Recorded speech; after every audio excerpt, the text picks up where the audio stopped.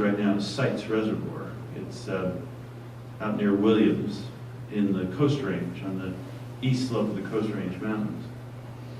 The problem with that project is that part of this whole delta fix is the environmentalists want water to go down the Yolo bypass like every other year. They want it to become a major waterway because it's full of habitat. It's got plants, it's got things growing in it, provides good habitat for fish, whereas the delta has been channelized. And so all the water that you would have when it's raining real hard that is currently available to pump up into a Sites Reservoir if you had one, the environmentalists wanted to go down the Yolo bypass so there wouldn't be any extra water in the system. So anyway, you can't win, it's the reality. Just a couple things I'm recalling that were in the paper this last year. Maybe you could talk to us about the redirection of the water that happened up in Auburn, and then also the contract that was going on with the state with PCWA and who was going to control that. And I'm just thinking of the things that were over the last year in the paper that we read about that maybe you could give us a little more information on. I'm not positive what we finished a pump station last year in the American River. It was a project that I worked on for over 10 years. And as part of it, the river used to come down and go through this 33-foot diameter tunnel that was built to make way for the construction of the Auburn Dam. And the Auburn, by the way, the Bureau of Reclamation has lost their water rights. There was a hearing, they had water rights all the way up until last year to build the Auburn Dam. Last year the state took them away because they made no action. They had no plans for action. You can't just sit on water rights and not do something about it. So the federal government lost their water rights to build the Auburn Dam. And we, a condition of getting our project through, the deal we made with the environmentalists was that we would block up the diversion tunnel and reroute the river into its original channel. The issue was that the river had been closed below the 49 bridge because of the danger of rafters going through this 3/4 mile long tunnel. Sometimes it's open at the upper end, only half full, but it's submerged at the downstream end, and you can end up dead if you go into it. So now the river runs in its original channel, and that was a great project. It was very expensive; it cost $75 million. But what it does is allows PCWA to access its water rights. We own Hellhole and French Meadows reservoirs up on the Middle Fork of the American River. It's a hydroelectric project, and now we have access to that additional water supply. So we've got plenty of water for development. It's not a problem in our service area.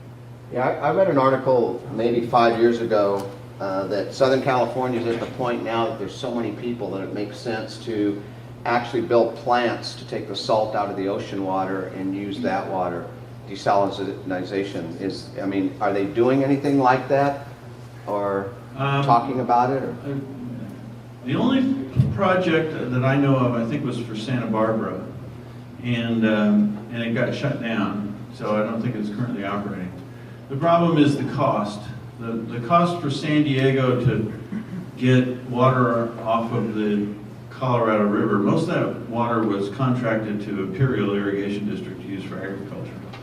And so San Diego came in and made a deal with Imperial to make improvements so that they could reduce their water use and take the savings from conservation and sell it to San Diego. The delivered cost of that water was about $600 an acre foot.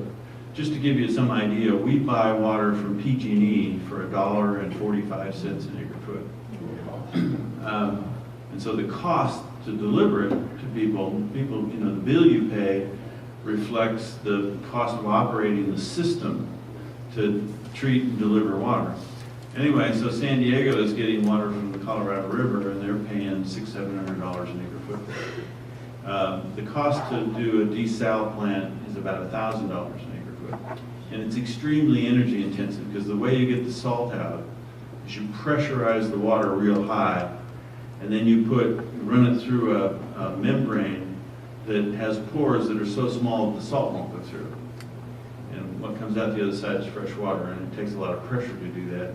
And so the whole greenhouse gas initiative of the state of California runs contrary. And then the environmentalists say, well, you know, what are you going to do with what's left over? You've got concentrated brine, and what are you going to do with that? Well, we're going to run it back out in the ocean. Oh, no, you can't do that. You can't hurt something.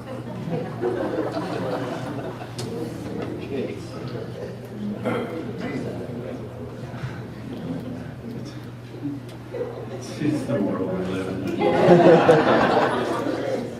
I just returned from 18 months in the Central Valley where the #1 topic is water for ag farmers.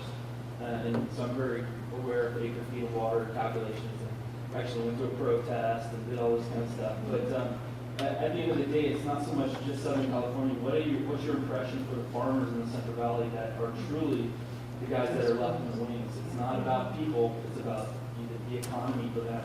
Oh, yeah.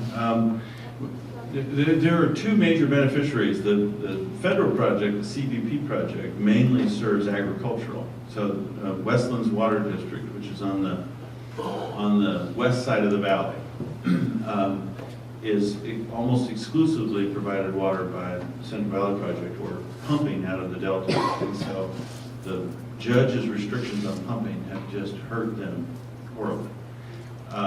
The State Water Project mainly serves Metropolitan Water District of Southern California, so that's the urban one. And between the two, you know, the urban can always afford to pay what it costs, and you know, the farmers may be okay because they sell their water to the urbans, but it means they lose their crops and all the farm workers go. And so it's critical for them. You know, it's just as critical for urban, or maybe more critical for ag than it is for urban. And it's all tied to the same set of problems, the same scenario about chasing the wrong problem, coming up with the wrong solution, which is this whole freshwater is good, saltwater is bad, and couldn't afford to build a peripheral canal when we had the opportunity, and now it's an $11 billion bond measure, and that's just to pay for the mitigation measures. And when they get it built, I don't know how, if the bond measure were to pass and they built the canal, I don't know how Westlands would be able to pay for the water that came through it. You know, it's long-term unsustainable. And then Westlands is actually irrigating some poor land.